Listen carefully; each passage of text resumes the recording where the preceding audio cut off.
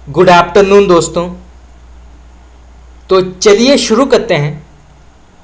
हिंदी साहित्य 1100 प्रश्न उत्तर पार्ट 3। अब तक हम 200 महत्वपूर्ण हिंदी साहित्य के प्रश्न उत्तर डिस्कस कर चुके हैं।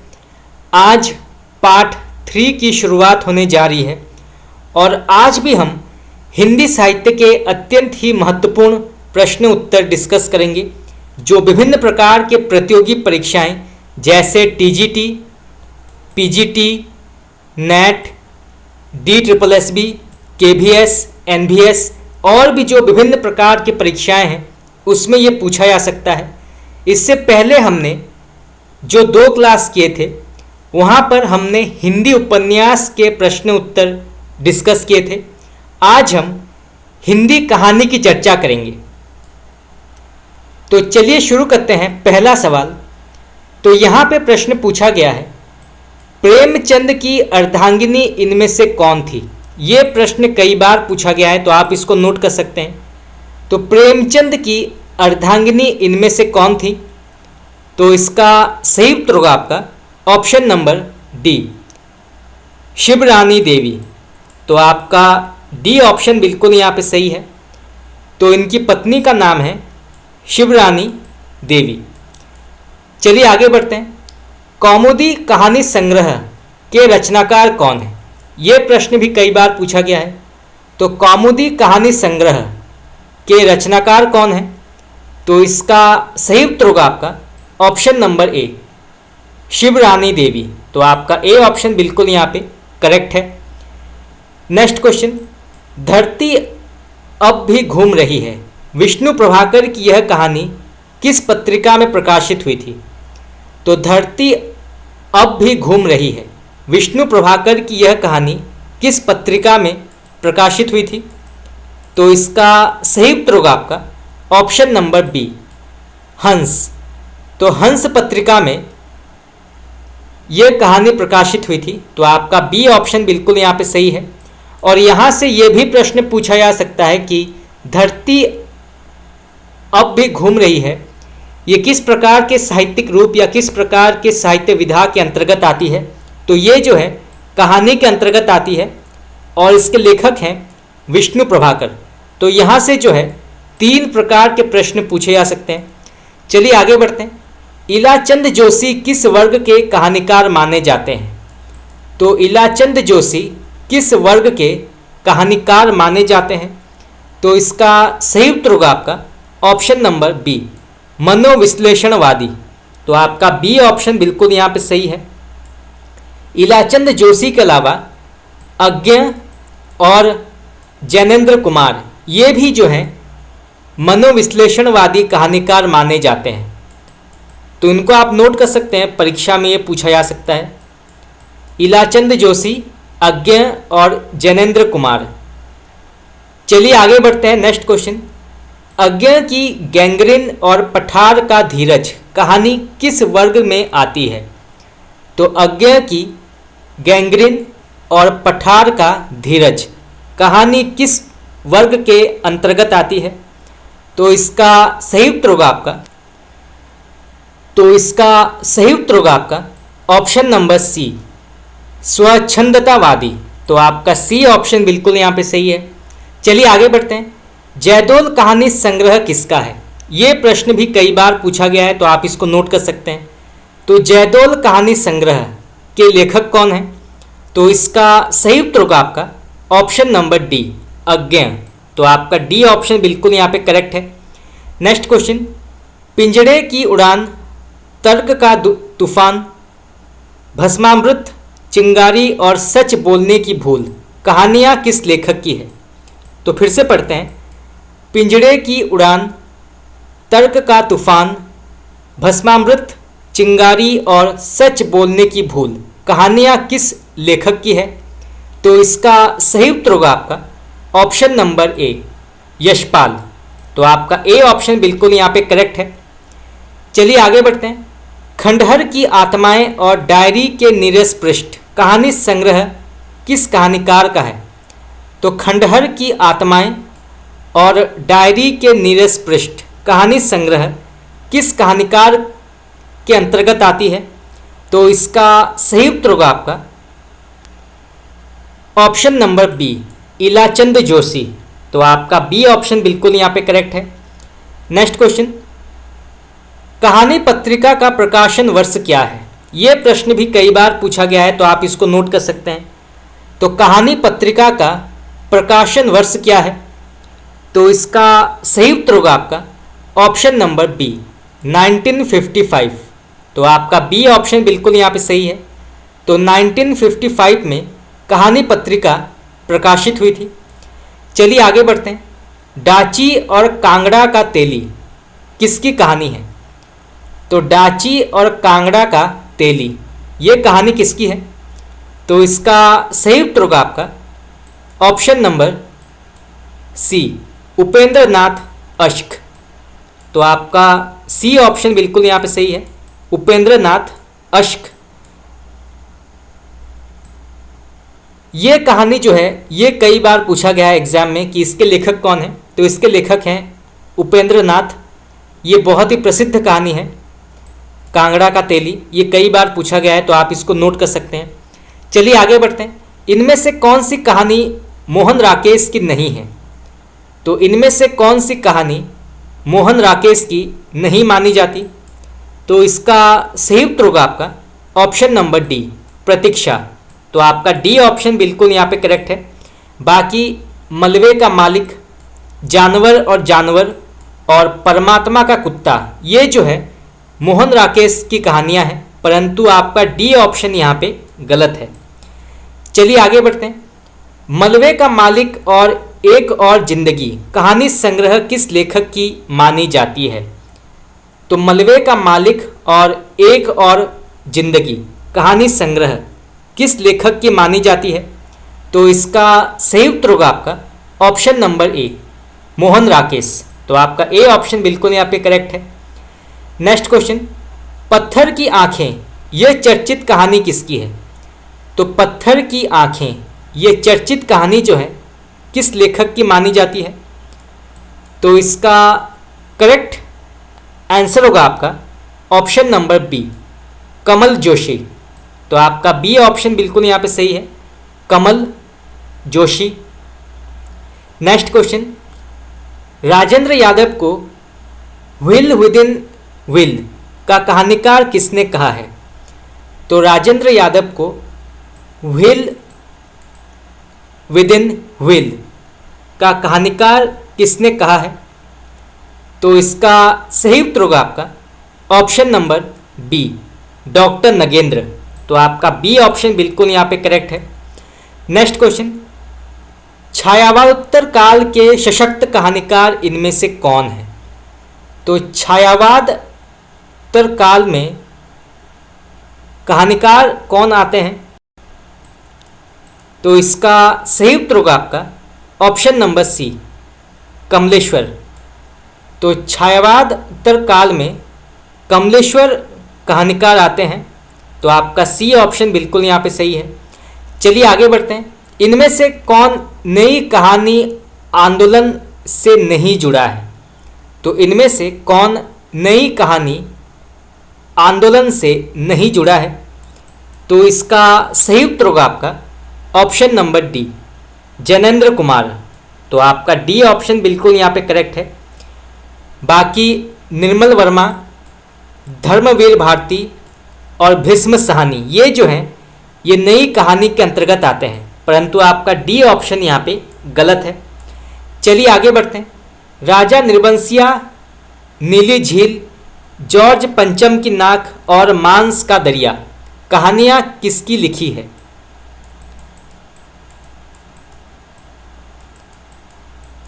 तो राजा निर्बंसिया, नीली झील, जॉर्ज पंचम की नाक और मांस का दरिया कहानियाँ जो है इसके लेखक कौन है? तो इसका सही उत्तर होगा आपका ऑप्शन नंबर ए, कमलेश्वर। तो आपका ए ऑप्शन बिल्कुल यहाँ पे करेक्ट है। ये प्रश्न कई बार पूछा गया है। राजा निर्बंसिया और जॉर्ज पंचम की नाक ये दोनों कहानियों के नाम कई बार एग्जाम में पूछा गया है, तो आप इसको नोट कर सकते हैं। चलिए आगे बढ़ते हैं। काठ का सपना कहानी संग्रह किसका है? ये प्रश्न भी कई बार पूछा गया है। तो काठ का सपना कहानी संग्रह के लेखक कौन है? तो इसका सही उत्तर होगा आपका ऑप्शन नंबर बी, मुक्तिबोध। तो आपका बी ऑप्शन बिल्कुल यहाँ पे सही है। चलिए आगे बढ़ते हैं।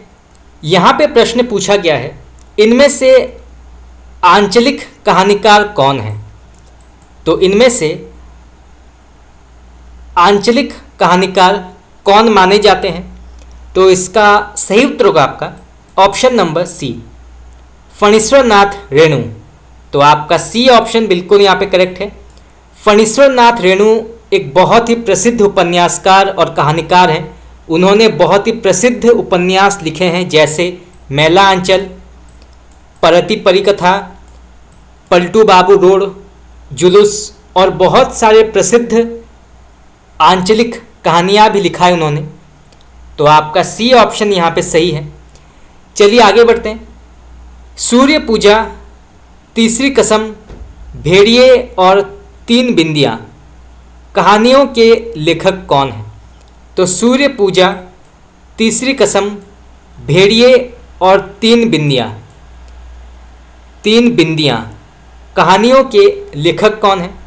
तो इसका सही उत्तर होगा आपका option number D, Phanishwar Nath Renu. तो आपका डी ऑप्शन बिल्कुल यहाँ पे सही है। नेक्स्ट क्वेश्चन, इनमें से हास्य व्यंग्यकार कहानी लेखक का नाम बताइए। तो इनमें से कौन एक हास्य व्यंग्यकार कहानीकार माने जाते हैं? तो इसका सही उत्तर होगा आपका ऑप्शन नंबर ए, हरिशंकर परसाई। तो आपका ए ऑप्शन बिल्कुल यहाँ पे सही है।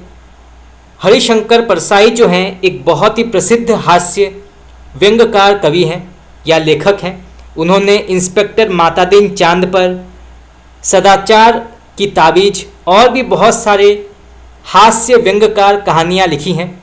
तो आपका ए ऑप्शन बिल्कुल यहाँ पे सही है। चलिए आगे बढ़ते हैं। मौका परस्त, वांगछू, चीफ की दावत और खून का रिश्ता कहानियों के लेखक कौन हैं? तो मौका परस्त, वांगछू, चीफ की दावत और खून का रिश्ता कहानियों के लेखक कौन हैं? तो इसका सही उत्तर होगा आपका option number B, Bhisham Sahni. तो आपका बी ऑप्शन बिल्कुल यहाँ पे सही है। चलिए आगे बढ़ते हैं। कमलेश्वर किस कहानी पत्रिका के संपादक थे? तो कमलेश्वर किस कहानी पत्रिका के संपादक माने जाते हैं? तो इसका सही उत्तर होगा आपका ऑप्शन नंबर सी, सारिका। तो आपका सी ऑप्शन बिल्कुल यहाँ पे सही है। सारिका पत्रिका के संपादक थे कमलेश्वर। चलिए आगे बढ़ते हैं। समानांतर कहानी के प्रवर्तक का नाम बताइए। ये प्रश्न भी कई बार पूछा गया है। तो समानांतर कहानी के प्रवर्तक का नाम बताइए। तो इसका सही उत्तर होगा आपका ऑप्शन नंबर डी, कमलेश्वर। तो आपका डी ऑप्शन बिल्कुल यहाँ पे करेक्ट है। यहाँ पे प्रश्न पूछा गया है, समानांतर कहानी आंदोलन कब प्रारंभ हुआ था? तो समानांतर कहानी आंदोलन कब प्रारंभ हुआ था? तो इसका करेक्ट आंसर होगा आपका ऑप्शन नंबर ए, 1971। तो आपका ए ऑप्शन बिल्कुल यहाँ पे करेक्ट है। चलिए आगे बढ़ते हैं। सचेतन कहानी के प्रवर्तक का नाम क्या है? ये प्रश्न भी कई बार एग्जाम में पूछा गया है। तो सचेतन कहानी के प्रवर्तक का नाम क्या है? तो इसका सही उत्तर होगा आपका ऑप्शन नंबर ए, महिप सिंह। तो आपका ए ऑप्शन बिल्कुल यहाँ पे सही है, महिप सिंह। महिप सिंह किस पत्रिका का संपादन करते रहे हैं?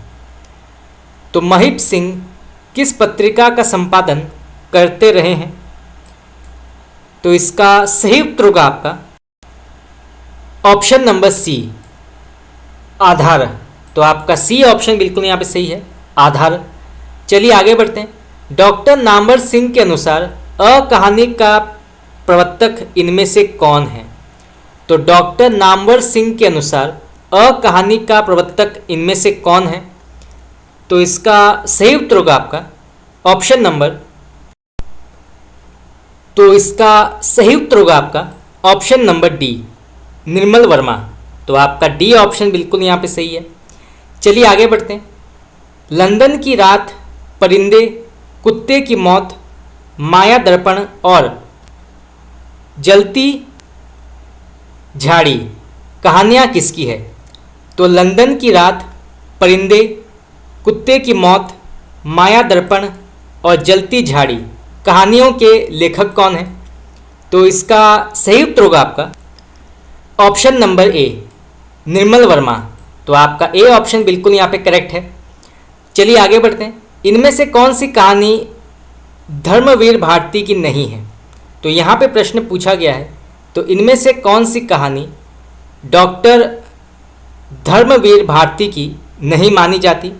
तो इसका सही उत्तर होगा आपका ऑप्शन नंबर डी, जिंदगी और जोंक। ये कहानी धर्मवीर भारती की नहीं है, तो आपका डी ऑप्शन यहाँ पे गलत होगा।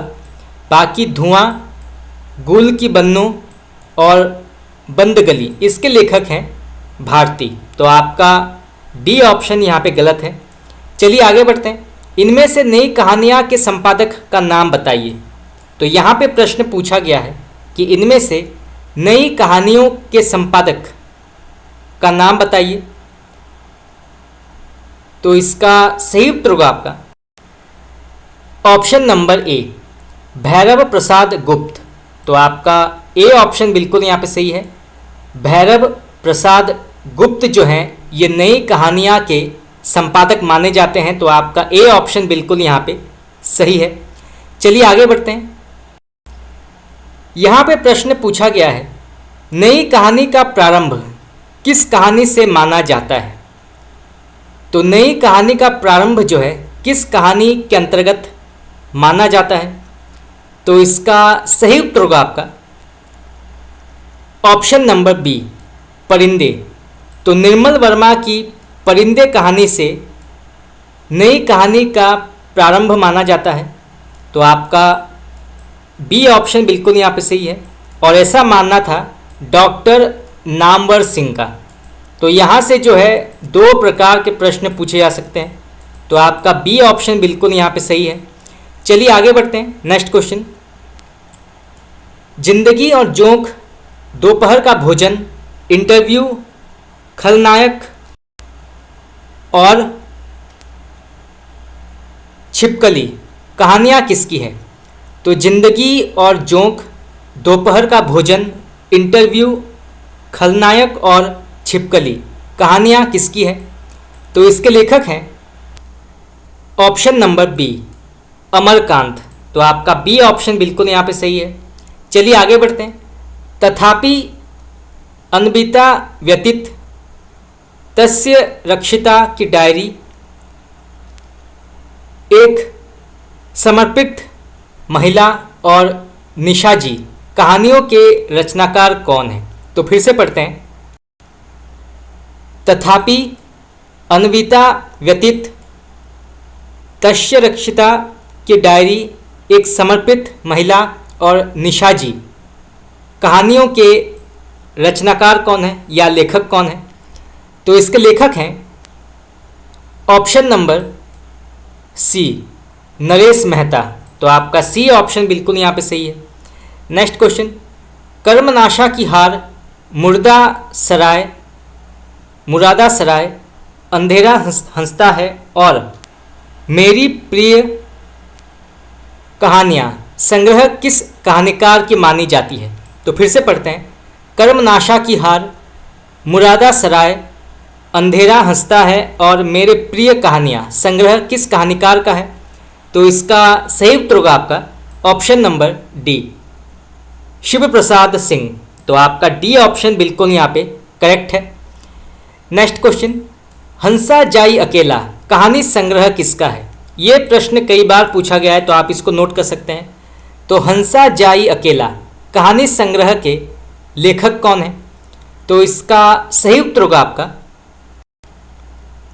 ऑप्शन नंबर ए, मार्कंडेय। तो आपका ए ऑप्शन बिल्कुल यहाँ पे सही है, मार्कंडेय। नेक्स्ट क्वेश्चन, जिंदगी और गुलाब के फूल, वापसी और खुले हुए दरवाजे कहानियाँ किस लेखक की हैं? तो जिंदगी और गुलाब के फूल, वापसी और खुले हुए दरवाजे कहानियाँ किस लेखक की हैं? तो इसका सही उत्तर होगा आपका option number B, Usha Priyamvada. तो आपका बी ऑप्शन बिल्कुल यहाँ पे सही है, उषा प्रियंवदा। चलिए आगे बढ़ते हैं। इनमें से कौन सा कहानी संग्रह मन्नू भंडारी का नहीं है? तो इनमें से कौन सा कहानी संग्रह मन्नू भंडारी की नहीं मानी जाती? तो इसका सही उत्तर होगा आपका ऑप्शन नंबर सी, हत्यारे।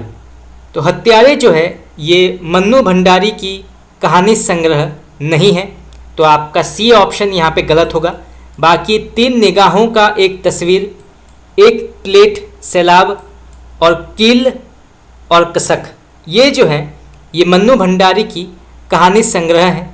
तो आपका डी ऑप्शन बिल्कुल यहाँ पे गलत है, सी ऑप्शन बिल्कुल यहाँ पे गलत है। चलिए आगे बढ़ते हैं।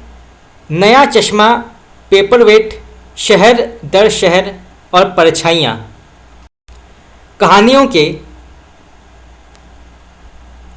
रचनाकार का नाम बताइए। तो यहाँ पे प्रश्न पूछा गया है नया चश्मा, पेपरवेट, शहर दर शहर और परछाइयाँ कहानियों के लेखक कौन हैं? तो इसके लेखक हैं option number D, Giriraj Kishore. तो आपका डी ऑप्शन बिल्कुल यहाँ पे सही है। नेक्स्ट क्वेश्चन, यारों के यार, बादलों के घेरे और ए लड़की कहानियों के रचयिता कौन है? तो यारों के यार, बादलों के घेरे और ए लड़की कहानियों के लेखक कौन है? तो इसका सही उत्तर होगा आपका ऑप्शन नंबर ए, कृष्णा सोबती। तो आपका ए ऑप्शन बिल्कुल यहाँ पे सही है, कृष्णा सोबती। ये प्रश्न कई बार पूछा गया है, बादलों के घेरे और यारों के यार, इसके लेखक कौन है? तो इसके लेखक हैं कृष्णा सोबती। चलिए आगे बढ़ते हैं। फैंस के इधर उधर कहानी किसकी है? तो फैंस के इधर उधर कहानी किसकी है? तो इसके लेखक हैं ज्ञान रंजन। तो ज्ञान रंजन इसके लेखक हैं। तो आपका बी ऑप्शन बिल्कुल यहाँ पे सही है। नेक्स्ट क्वेश्चन, डैफोडिल जल रही है, दुनिया का कायदा कहानी के रचयिता कौन है? तो डैफोडिल जल रहे हैं और दुनिया का कायदा कहानी के रचयिता कौन है? तो इसके लेखक हैं मृदुला गर्ग। तो आपका सी ऑप्शन बिल्कुल यहाँ पे करेक्ट है। यहाँ पे प्रश्न पूछा गया है क्षितिज के पार कहानी किसकी है? तो क्षितिज के पार कहानी के लेखक कौन है? तो इसके लेखक हैं option number D, Sarveshwar Dayal Saxena. तो आपका डी ऑप्शन बिल्कुल यहाँ पे करेक्ट है। चलिए आगे बढ़ते हैं। जंगल गाथा और नील गाय की आंखें कहानी संग्रह किसका है? तो जंगल गाथा और नील गाय की आंखें कहानी संग्रह के लेखक कौन हैं? तो इसके लेखक हैं ऑप्शन नंबर ए, नमिता सिंह। तो आपका ए ऑप्शन बिल्कुल यहाँ पे करेक्ट है। नेक्स्ट क्वेश्चन, पीली छतरी वाली लड़की और दरियाई घोड़ा कहानियों के लेखक कौन हैं? तो पीली छतरी वाली लड़की और दरियाई घोड़ा कहानियों के लेखक कौन हैं? तो इसके लेखक हैं option number B, Uday Prakash. तो आपका बी ऑप्शन बिल्कुल यहाँ पे सही है, उदय प्रकाश। चलिए आगे बढ़ते हैं। दीन के साथ कहानी संग्रह किसका है? तो दीन के साथ कहानी संग्रह के लेखक कौन है? तो इसके लेखक हैं ऑप्शन नंबर सी, रामदरश मिश्र। तो आपका सी ऑप्शन बिल्कुल यहाँ पे सही है, रामदरश मिश्र। नेक्स्ट क्वेश्चन, दर्द की मछली कहानी किसकी है? तो दर्द की मछली कहानी के लेखक कौन है? तो इसके लेखक हैं ओम गोस्वामी। तो आपका डी ऑप्शन बिल्कुल यहाँ पे करेक्ट है।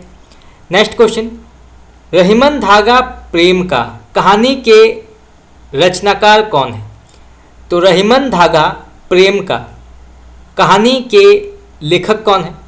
तो इसके लेखक हैं ऑप्शन नंबर ए मालती जोशी। तो आपका ए ऑप्शन बिल्कुल यहाँ पे सही है, मालती जोशी। नेक्स्ट क्वेश्चन, धर्मक्षेत्र कुरुक्षेत्र कहानी के रचयिता कौन है?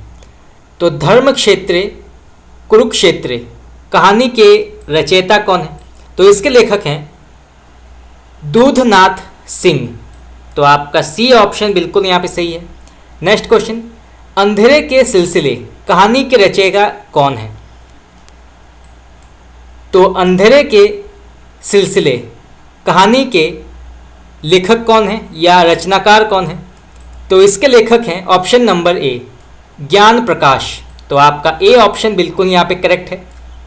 नेक्स्ट क्वेश्चन, इन कहानीकारों को काल क्रमानुसार व्यवस्थित करना है। तो पहले कौन से लेखक आते हैं, उसके बाद कौन आते हैं, ये जानना आवश्यक है। तो सबसे पहले आते हैं यशपाल। तो यशपाल का समय सबसे पहले आता है। इसके बाद आते हैं अज्ञेय, इसके बाद आते हैं उपेंद्र नाथ अश्क, और फिर आते हैं निर्मल वर्मा। तो आपका ए ऑप्शन जो है बिल्कुल यहाँ पे करेक्ट है।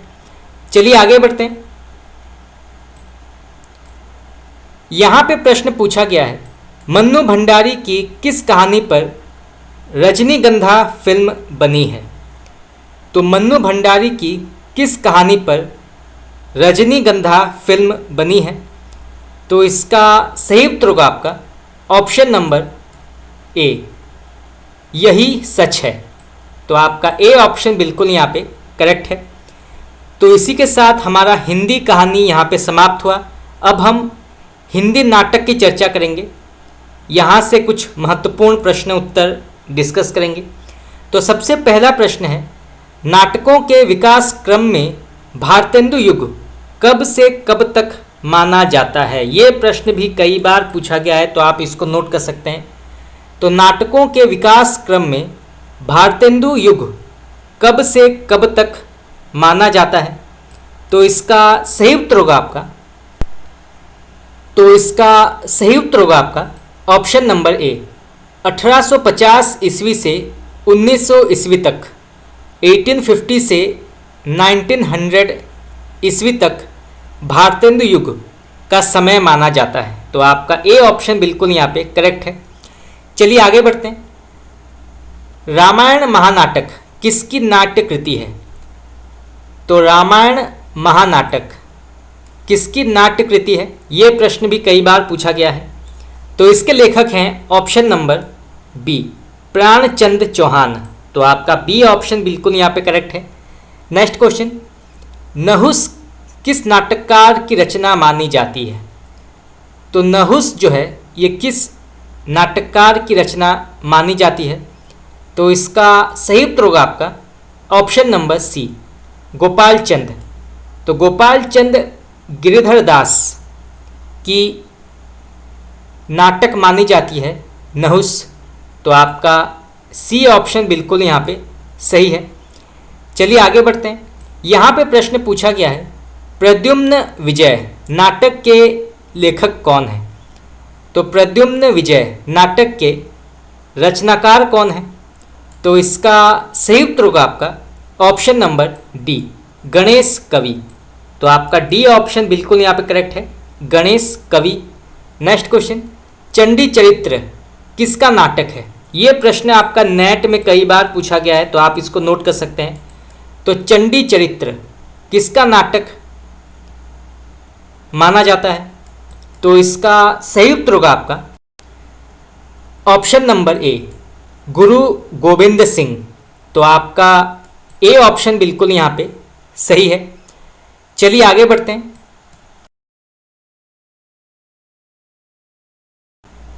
तो इसका सही उत्तर होगा आपका option number B Yashwant Singh. तो आपका बी ऑप्शन बिल्कुल यहाँ पे करेक्ट है। चलिए आगे बढ़ते हैं। रामायण महानाटक का प्रकाशन वर्ष क्या है? ये प्रश्न भी कई बार पूछा गया है। तो रामायण महानाटक का प्रकाशन वर्ष क्या है? तो इसका करेक्ट आंसर होगा आपका ऑप्शन नंबर सी 1700। तो आपका सी ऑप्शन बिल्कुल यहाँ पे करेक्ट है। चलिए आगे बढ़ते हैं। भारतेंदु के पिता गोपाल चंद्र ने किस नाटक की रचना की थी? ये प्रश्न भी कई बार पूछा गया है, तो आप इसको नोट कर सकते हैं। तो भारतेंदु के पिता गोपाल चंद्र ने किस नाटक की रचना की थी? तो इसका सही उत्तर होगा आपका ऑप्शन नंबर डी नहुस। तो नहुस नाटक की रचना की थी गोपाल चंद्र, जो भारतेंदु हरिश्चंद्र के पिता थे। तो यहाँ से जो है दो प्रकार के प्रश्न पूछे जा सकते हैं कि भारतेंदु हरिश्चंद्र के पिता का नाम क्या है? तो इनके पिता का नाम है गोपाल चंद्र दास, और इन्होंने जो है बहुत ही प्रसिद्ध कहानी या नाटक नहुस नाटक की रचना की थी। तो आपका ए ऑप्शन डी ऑप्शन बिल्कुल यहाँ पे सही है। चलिए आगे बढ़ते हैं। भारतेंदु हरिश्चंद्र ने हिंदी का प्रथम नाटक किसे माना है? तो भारतेंदु हरिश्चंद्र ने हिंदी का प्रथम नाटक किसे माना है? तो इसका सही उत्तर होगा आपका ऑप्शन नंबर बी रामायण महानाटक। तो आपका बी ऑप्शन बिल्कुल यहाँ पे करेक्ट है। चलिए आगे बढ़ते हैं। यहाँ पे प्रश्न पूछा गया है नहुस नाटक का प्रकाशन वर्ष क्या है? ये प्रश्न भी कई बार पूछा गया है, तो आप इसको नोट कर सकते हैं। तो नहुस नाटक का प्रकाशन वर्ष क्या है? तो इसका सही उत्तर होगा आपका ऑप्शन नंबर बी 1841। तो आपका बी ऑप्शन बिल्कुल यहाँ पे सही है। 1841 ईस्वी को नहुस नाटक का प्रकाशन हुआ था। तो आपका बी ऑप्शन बिल्कुल यहाँ पे सही है। चलिए आगे बढ़ते हैं। यहाँ पे प्रश्न पूछा गया है भारतेंदु जी का प्रथम नाटक कौन सा है? तो भारतेंदु हरिश्चंद्र का प्रथम नाटक का नाम क्या है? तो इसका सही उत्तर होगा आपका ऑप्शन नंबर ए विद्या सुंदर। तो आपका ए ऑप्शन बिल्कुल यहाँ पे सही है, विद्या सुंदर। विद्या सुंदर का प्रकाशन वर्ष क्या है? तो विद्या सुंदर का प्रकाशन वर्ष क्या है? तो इसका प्रकाशन वर्ष है ऑप्शन नंबर बी 1868। तो 1868 ईस्वी को विद्या सुंदर प्रकाशित हुई थी। तो आपका बी ऑप्शन बिल्कुल यहाँ पे करेक्ट है। इनमें से कौन सा नाटक भारतेंदु का नहीं है? तो प्रश्न पूछा गया है कि इनमें से कौन सा नाटक भारतेंदु हरिश्चंद्र का नहीं है? तो इसका सही उत्तर होगा आपका option number C Krishna Sudama नाटक। तो इसके लेखक भारतेंदु हरिश्चंद्र नहीं है। तो आपका सी ऑप्शन यहाँ पे गलत है। बाकी धनंजय विजय, कर्पूर मंजरी और नील देवी इसके लेखक हैं भारतेंदु हरिश्चंद्र, और ये सभी जो हैं ये नाटक विधा के अंतर्गत आती है। तो आपका सी ऑप्शन यहाँ पे गलत है। चलिए आगे बढ़ते हैं। भारतेंदु के नाटकों में से इनमें से कौन सा नाटक मौलिक है? ये प्रश्न भी कई बार पूछा गया है, तो आप इसको नोट कर सकते हैं। तो भारतेंदु हरिश्चंद्र के नाटकों में से इनमें से कौन सा नाटक मौलिक नाटक मानी जाती है? तो इसका सही उत्तर होगा आपका ऑप्शन नंबर डी पाखंड विडंबन। तो पाखंड विडंबन जो है ये मौलिक नाटक के अंतर्गत आती है। तो आपका डी ऑप्शन बिल्कुल यहाँ पे सही है। चलिए आगे बढ़ते हैं। इनमें से भारतेंदु का अनुदित नाटक कौन सा है? तो पहले पूछा गया था कि इनमें से मौलिक नाटक कौन सा है। अब पूछा गया है कि भारतेंदु का अनुदित नाटक कौन सा है। तो इसका सही उत्तर होगा आपका ऑप्शन नंबर ए कर्पूर मंजरी।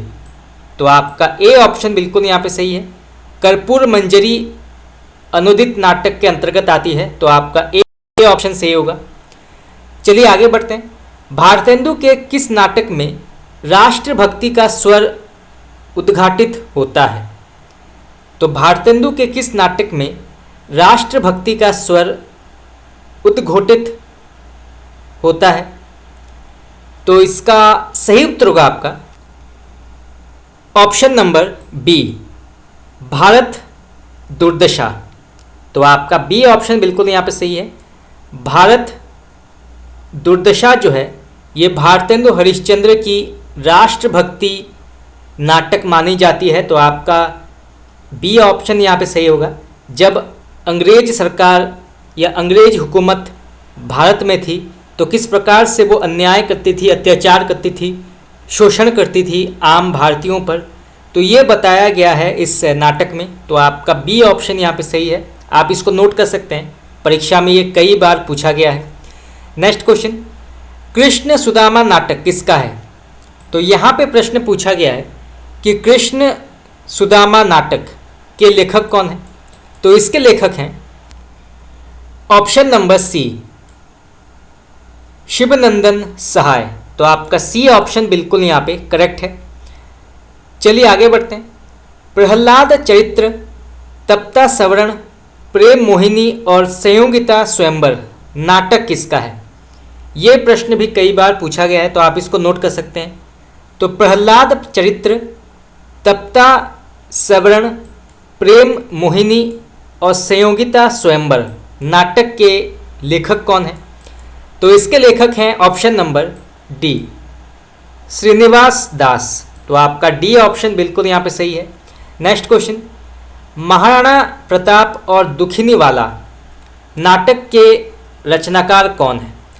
तो महाराणा प्रताप और दुखिनी बाला नाटक के लेखक कौन हैं?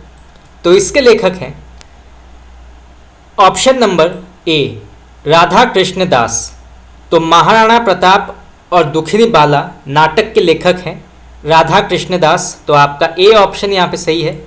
और ये सभी जो हैं ये नाटक विधा के अंतर्गत आती है। तो यहाँ से जो है दो प्रकार के प्रश्न पूछे जा सकते हैं। चलिए आगे बढ़ते हैं। वेणी संहार और रेल का विकट खेल नाटकों के रचयिता कौन है? ये प्रश्न भी कई बार पूछा गया है।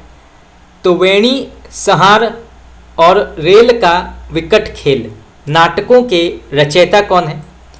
तो इसके लेखक हैं option number B, Balkrishna Bhatt. तो आपका बी ऑप्शन बिल्कुल यहाँ पे सही है, बालकृष्ण भट्ट इसके लेखक हैं। और ये सभी जो हैं ये नाटक विधा के अंतर्गत आती है। चलिए आगे बढ़ते हैं। यहाँ पे प्रश्न पूछा गया है, चौर पंचाशिखा नाटक का अनुवाद भारतेंदु जी ने किस नाम से किया था?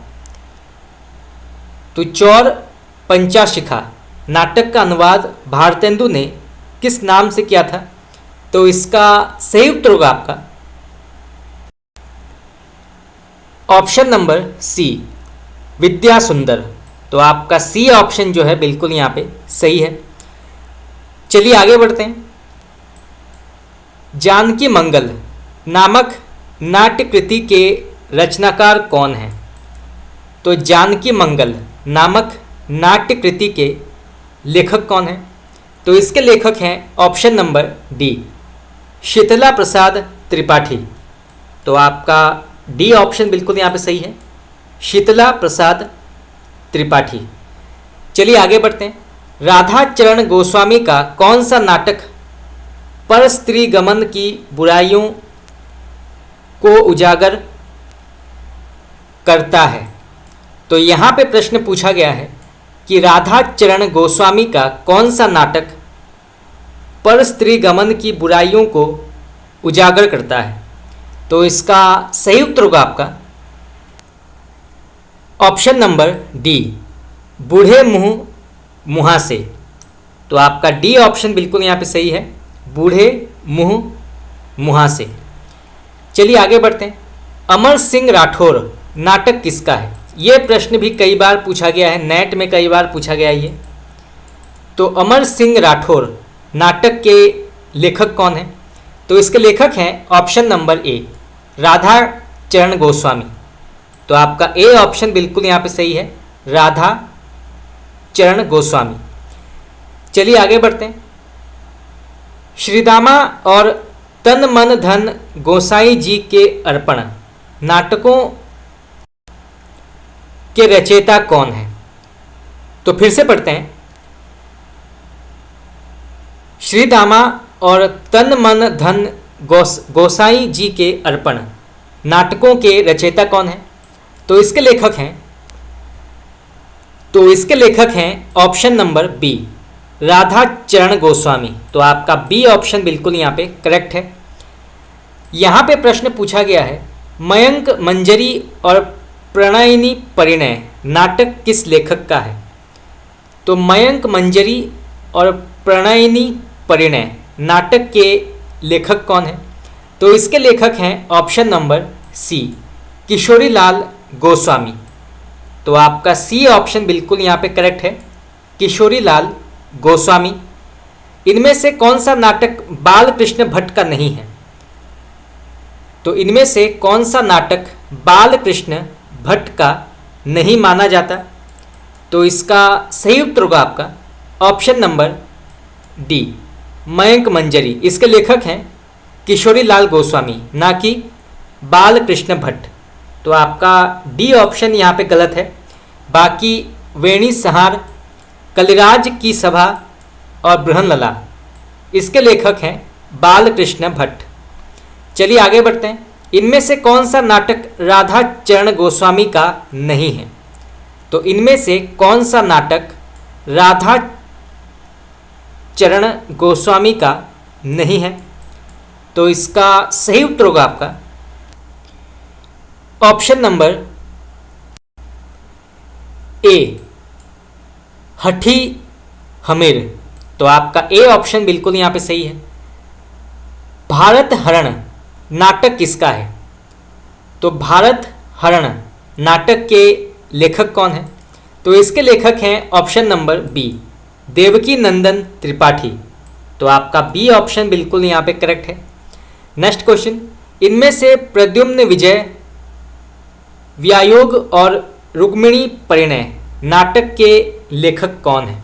तो इनमें से प्रद्युम्न विजय व्यायोग और रुक्मिणी परिणय नाटक के रचयिता कौन है? तो इसके लेखक हैं option number C, Ayodhya Singh Upadhyay Hariaudh. तो आपका सी ऑप्शन बिल्कुल यहाँ पे करेक्ट है। चलिए आगे बढ़ते हैं। भारत सौभाग्य नाटक किसका है? तो भारत सौभाग्य नाटक के लेखक कौन है? तो इसके लेखक हैं, तो भारत सौभाग्य नाटक के लेखक हैं ऑप्शन नंबर डी, प्रेमघन। तो आपका डी ऑप्शन बिल्कुल यहाँ पे सही है। चलिए आगे बढ़ते हैं। विवाह विडंबन नाटक के रचनाकार का नाम क्या है? तो विवाह विडंबन नाटक के रचनाकार का नाम क्या है? तो इसके लेखक हैं ऑप्शन नंबर ए, तोताराम वर्मा। तो आपका ए ऑप्शन बिल्कुल यहाँ पे सही है, तोताराम वर्मा। चलिए आगे बढ़ते हैं। रणधीर प्रेम मोहिनी नाटक किस प्रकार का नाटक माना जाता है? ये प्रश्न भी कई बार पूछा गया है। तो रणधीर प्रेम मोहिनी जो है ये किस नाटक के अंतर्गत आती है? तो इसका सही उत्तर होगा आपका ऑप्शन नंबर ए, दुखांत। तो आपका ए ऑप्शन बिल्कुल यहाँ पे करेक्ट है। कल्याणी परिणय, करुणालय और राज्यश्री नाटकों के रचयिता कौन है? तो कल्याणी परिणय, करुणालय और राज्यश्री नाटकों के लेखक कौन हैं? तो इसके लेखक हैं ऑप्शन नंबर ए, जयशंकर प्रसाद। तो आपका बी ऑप्शन बिल्कुल यहाँ पे सही है, जयशंकर प्रसाद। चलिए आगे बढ़ते हैं। अरुण ये मधुमेह देश हमारा नामक गीत प्रसाद के किस नाटक के अंतर्गत आती है? बहुत ही प्रसिद्ध ये गीत है, कई बार एग्जाम में पूछा गया है, नेट में कई बार पूछा गया है, विभिन्न प्रकार के टीजीटी और पीजीटी परीक्षा में भी कई बार ये प्रश्न पूछा गया है, तो आप इसको नोट कर सकते हैं।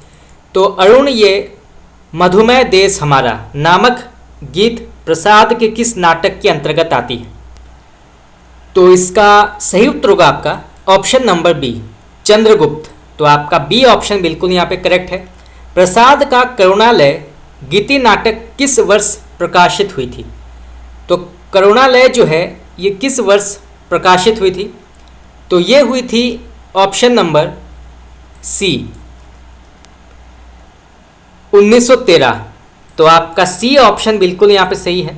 और यहाँ से ये भी प्रश्न पूछा जा सकता है कि करुणालय किस प्रकार का नाटक है? तो ये जो है गीति नाटक के अंतर्गत आता है और इसके लेखक हैं जयशंकर प्रसाद और ये प्रकाशित हुई थी 1913 में। तो यहाँ से जो है 3 प्रकार के प्रश्न पूछे जा सकते हैं। चलिए आगे बढ़ते हैं। इनमें से कौन सा पात्र चंद्रगुप्त नाटक का नहीं है? तो इनमें से कौन सा पात्र चंद्रगुप्त नाटक के अंतर्गत नहीं आता है? तो इसका सही उत्तर होगा आपका ऑप्शन नंबर डी, मृदगल। ये जो है ये चंद्रगुप्त नाटक का पात्र नहीं है, तो आपका डी ऑप्शन यहाँ पे गलत है। बाकी आंभिक, कार्नलिया, सिंहरण, चंद्रगुप्त, चाणक्य ये सभी जो हैं ये चंद्रगुप्त नाटक के अंतर्गत आते हैं, तो आपका डी ऑप्शन यहाँ पे गलत है। चलिए आगे बढ़ते हैं। इनमें से प्रसाद जी का कौन सा नाटक एकांकी है? तो इनमें से प्रसाद जी का कौन सा नाटक एकांकी है? तो इसका सही उत्तर होगा आपका ऑप्शन नंबर ए, एक घूंट। ये जो है ये एकांकी विधा के भी अंतर्गत आती है, तो आपका ए ऑप्शन यहाँ पे सही है। तो एक घूंट जो है ये नाटक एकांकी विधा के अंतर्गत मानी जाती है और इसके लेखक हैं जयशंकर प्रसाद। इनमें से कौन सा नाटक जयशंकर प्रसाद का नहीं है? तो इसका सही उत्तर होगा आपका ऑप्शन नंबर बी, वेणी सहार। तो वेणी सहार जो है ये जयशंकर प्रसाद का नाटक नहीं है, तो आपका बी ऑप्शन यहाँ पे गलत है। बाकी राज्यश्री, अजातशत्रु, कामना, चंद्रगुप्त, स्कंदगुप्त, ध्रुव स्वामिनी ये सभी जो हैं ये जयशंकर प्रसाद के अत्यंत ही प्रसिद्ध नाटक हैं, तो आपका बी ऑप्शन यहाँ पे गलत है। चलिए आगे बढ़ते हैं। 8वां सर्ग नाटक किस लेखक का है? ये प्रश्न भी कई बार पूछा गया है, तो आप इसको नोट कर सकते हैं। तो 8वां सर्ग नाटक किस लेखक का है? तो इसका सही उत्तर होगा आपका ऑप्शन नंबर ए, सुरेंद्र वर्मा। तो आपका ए ऑप्शन बिल्कुल यहाँ पे सही है। कृष्णार्जुन युद्ध नाटक किसका है? तो कृष्णार्जुन युद्ध नाटक के लेखक कौन है? तो इसके लेखक हैं ऑप्शन नंबर ए, माखनलाल चतुर्वेदी। तो माखनलाल चतुर्वेदी जो हैं इस नाटक के लेखक हैं, तो आपका ए ऑप्शन यहाँ पे सही है। ये प्रश्न भी आपका टीजीटी और पीजीटी परीक्षा में पूछा गया है। चलिए आगे बढ़ते हैं। महात्मा ईशा नाटक के रचनाकार कौन है? तो महात्मा ईशा नाटक के रचनाकार कौन है? तो इसके लेखक हैं ऑप्शन नंबर बी, पांडे बेचैन शर्मा उग्र। तो आपका बी ऑप्शन बिल्कुल यहाँ पे करेक्ट है। चलिए आगे बढ़ते हैं। करबला और संग्राम नाटक के रचयिता कौन है? ये प्रश्न भी कई बार पूछा गया है, तो आप इसको नोट कर सकते हैं। तो करबला और संग्राम नाटक के लेखक कौन है? तो इसके लेखक हैं ऑप्शन नंबर सी, प्रेमचंद। तो आपका सी ऑप्शन बिल्कुल यहाँ पे सही है। माखनलाल चतुर्वेदी किस युग के नाटककार माने जाते हैं? तो माखनलाल चतुर्वेदी जो हैं ये किस युग के नाटककार माने जाते हैं? तो इसका सही उत्तर होगा आपका ऑप्शन नंबर बी, प्रसाद युग। तो आपका बी ऑप्शन बिल्कुल यहाँ पे सही है, प्रसाद युग। चलिए आगे बढ़ते हैं। रक्षाबंधन, प्रतिशोध, भग्न प्राचीर और प्रकाश स्तंभ नाटकों के रचयिता कौन है? बहुत ही प्रसिद्ध नाटकों के नाम हैं, कई बार प्रश्न पूछा गया है, खास करके रक्षाबंधन और प्रतिशोध ये कई बार पूछा गया है। तो भग्न प्राचीर और प्रकाश स्तंभ नाटकों के रचयिता कौन है? तो इसके लेखक हैं ऑप्शन नंबर सी, हरिकृष्ण प्रेमी। तो आपका सी ऑप्शन बिल्कुल यहाँ पे करेक्ट है। चलिए आगे बढ़ते हैं। उपेंद्र नाथ अश्क के किस नाटक में पिता पुत्र के संबंधों को व्यंग्यात्मक ढंग से चित्रित किया गया है?